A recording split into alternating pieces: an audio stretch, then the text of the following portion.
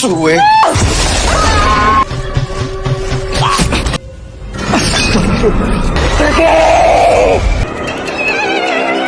Hai semua, selamat datang kembali. Kali ini Mimin bakal bawain alur cerita film yang masih sakral banget dengan orang Indonesia yang berjudul Waktu Maghrib. Konon katanya waktu ini adalah waktu di mana para setan mulai berkeliaran, untuk itu tidak dibenarkan di luar rumah untuk siapapun. Film dibuka dengan 3 sekawan yang bermain hingga maghrib menjelang, alhasil mereka bertiga menjadi makanan dedemit, Wati dan Raja tewas di mangsa demit, sedangkan Karta dibiarkan hidup dengan jari manisnya terpotong. 30 tahun kemudian, Salman dan Adi adalah siswa SMP yang suka telat masuk sekolah. Buoro yang merupakan wali kelas mereka sampai kehabisan kesabaran menghadapi mereka berdua. Berbeda dengan Ayu yang rajin dan pintar, selain sekolah Salman memiliki tugas mengantar madu ke warung hasil pencarian kakaknya yang bernama Samyun, tapi Salman suka kelupaan karena bangun kesiangan. Sepulang sekolah, Salman dan Adi mendengar pengumuman akan adanya pertunjukan wayang di desa sebelah. Adi dan Salman bertekad menonton setelah pulang sekolah. Salman harus meminta izin kepada Samyun yang galaknya luar biasa. Urusan merayu Mas Samyun itu gampang. Malam itu Salman menyuapi simbahnya yang stroke total, sedangkan Samyun baru pulang kerja, lalu melihat madu hasil buruannya masih berjajar di rumah. Samyun marah, Salman kena amukan brutal Samyun, karena dari madu itu mereka bisa bertahan hidup. Salman nampak tak kesakitan dan seperti sudah biasa menerima amukan Samyun. Ini madu tadinya mau tak antar ke tempatnya Pak Marto, bangunnya kesiangan. Keesokan paginya, Salman tak mendengar peringatan Samyun semalam. Salman kesiangan lagi, hingga ia tak sempat mengantar madu ke warung dan harus dibawa ke sekolah. Salman berencana mengantar madu setelah pulang sekolah, tapi Salman dan Adi mendapat hukuman membersihkan kamar mandi hingga sore hari. Buoro tak memberi izin Salman untuk mengantar madu terlebih dahulu sebelum selesai hukumannya. Menjelang maghrib, Salman dan Adi pergi ke kampung sebelah untuk melihat wayang dengan menumpangi mobil pick-up yang lewat. Saking pengennya menonton wayang sampai Salman lupa lagi dengan madunya. Maduku ketinggalan di WC. Percakapan Adi dan Salman saat menuju kampung sebelah. Buoro kemungkinan galak begitu karena udah tua belum menikah. Kalau nggak ada Buoro hidup kita tenang, celetuk Adi. Sekalian aja Buoro biar mati, timpal Salman. Pak sopir itu kaget mendengar perkataan Salman lalu mobilnya langsung oleng dan pecah ban. Di waktu yang sama Buoro yang hendak berwudu untuk sholat maghrib, mendengar suara pintunya diketok tapi tak ada siapapun. Buoro mengeceknya. Buoro menutup kembali pintu itu. Buoro merasakan ada yang datang tapi tak terlihat. Dari belakang Buoro didatangi demit. Demit itu menyerang dan membunuh Buoro. Sedangkan Salman dan Adi belum sampai ke desa sebelah karena ban mobil bocor. Di saat itu mereka bertemu dengan mantri dan mengatakan Buoro kecelakaan. Akhirnya mereka semua putar balik tak jadi menonton wayang.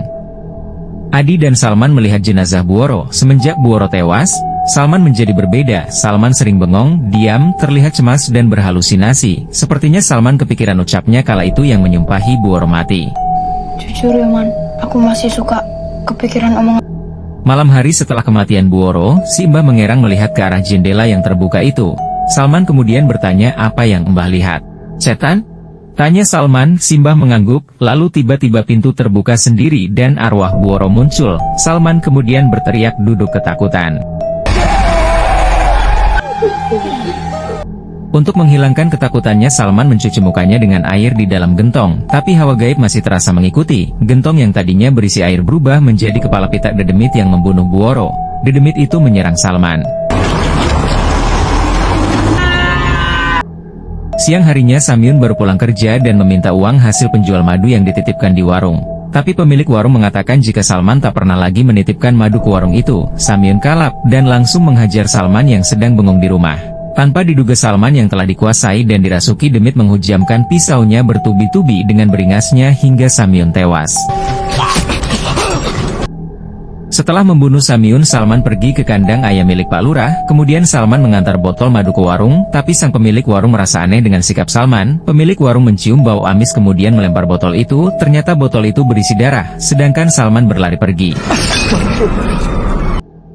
Keesokan pagi Pak Lurah menemukan ayam-ayamnya mati bersimbah darah. Pak Lurah dan pemilik warung mendatangi rumah Salman, karena diduga telah membantai ayam-ayam Pak Lurah. Tapi mereka justru sangat terkejut menemukan Samyun tewas bersimbah darah di rumah Salman. Mereka menangkap Salman yang kehilangan kesadaran. Kalau boleh beri saya waktu untuk bicara dengan Salman, Pak. Adi teman baik Salman sangat prihatin dengan keadaan Salman. Siang itu Bu Ningsih guru baru yang menggantikan Bu Woro datang menemui Salman. Salman seperti orang dalam gangguan jiwa. Bu Ningsih mencoba mengajak Salman bicara, tapi tak berhasil.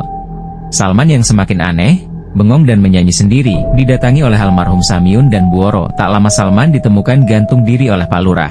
Astagfirullahaladzim. Adi teman baik Salman merasa sangat sedih dan kehilangan atas kematian Salman, hingga Adi ketinggal pelajarannya. Bu Ningsih memberi jam tambahan belajar untuk Adi di sekolah hari itu. Pembelajaran berlangsung hingga maghrib. Bu Ningsih meninggalkan Adi di kelas untuk sholat di rumah. Adi menjalankan sholat di dalam kelas sendirian. Saat syalatnya Adi mulai diganggu oleh makhluk halus yang mengikuti bacaan syalatnya. Adi membatalkan syalatnya dengan ketakutan, ditambah ada kursi yang tiba-tiba terlepar ke tembok. Adi berlari keluar kelas.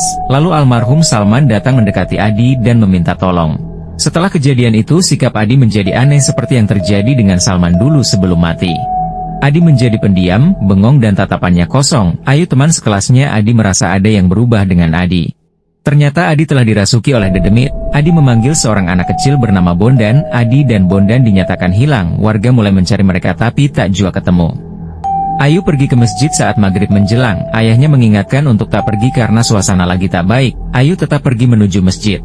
Di tengah perjalanan Ayu bertemu Adi. Ayu memanggil Adi yang membelakanginya. Adi berdiri di tangan kanannya membawa celurit dan di tangan kirinya menenteng ayam yang telah Adi bunuh. Adi juga berlumuran darah. Di waktu yang sama, Pak Lurah menemukan mayat Bondan di dalam beduk. Kita kembali ke Ayu. Adi mengejar Ayu sambil mengayunkan celuritnya. Ayu berlari sambil berteriak minta tolong. Beruntung ada warga yang membantu Ayu masuk ke rumahnya. Tapi Adi yang sudah menyatu dengan demit tetap bisa masuk dan hampir membacokkan celuritnya. Beruntung lagi Pak Hansip datang dan memukul Adi dari belakang hingga Ayu selamat. Adi kemudian dibawa pulang dan diruqyah agar dedemit itu hilang dari tubuh Adi. Ini ada yang nyalai Adi. Warga berkumpul dan mencari tahu apa penyebabnya. Kemudian warga mencurigai Karta karena beberapa orang pernah melihat Karta memasang jimat di tempat Salman dan di rumah Adi. Karta adalah ODGJ yang menjadi korban dedemit saat masih kecil dulu. Namun ia dibiarkan hidup oleh dedemit itu. Kemudian mereka menangkap Karta. Kita beralih ke Ayu yang mengalami demam tinggi. Setelah kejadian saat Adi akan membunuhnya, Bu Ningsih datang menjenguk Ayu. Ayu justru ketakutan dengan kedatangan Bu Ningsih. Ayu mengingat kata-kata Karta, jika Bu Ningsih memiliki hawa yang sama persisi seperti yang dirasakan Karta. 30 tahun lalu, Karta mencurigai di dalam tubuh Bu Ningsih ada jin pemangsa anak-anak. Kemudian Bu Ningsih mengatakan kepada Ayu dengan mendekatkan wajahnya tepat di depan Ayu. Jika ia ingat betul wajah Karta 30 tahun lalu, Bu Ningsih juga mengingatkan Ayu untuk tak ikut campur karena ada gilirannya. Seperti teman-teman Ayu, Jangan ikut campur. sore hari Ayu mencoba masuk di tempat di mana Karta dikurung untuk meminta bantuan. Karena Adi dalam bahaya, pengaruh demit itu belum hilang dari jiwa dan raga Adi. Ayu melepaskan Karta, kemudian Karta mendatangi Bu Ningsih. Dan benar, jika Bu Ningsih adalah jin pemangsa anak-anak yang 30 tahun lalu membunuh Wati, Derajat, dan demit itu juga yang mengambil salah satu jarinya Karta. Demit itu mengacaukan pikiran Karta dengan mengingatkan masa kecilnya. Demit itu menjelma menyerupai Wati kecil. Temanmu ini sudah usang. Aku punya baju baru. Karta berniat memusnahkan sarang demit dengan membakarnya. Namun aksinya itu tidak berjalan lancar meski banyak gangguan. Tapi Karta berhasil membakarnya. Sedangkan Adi yang sudah berada di tengah sungai dan siap dimangsa oleh demit itu tertolong karena sarang demit terlebih dulu dibakar oleh Karta. Lalu Karta mengumandangkan adzan. Akhirnya Adi selamat dan demit itu pergi. Film pun selesai. Hikmah apa yang kalian dapat dari film ini?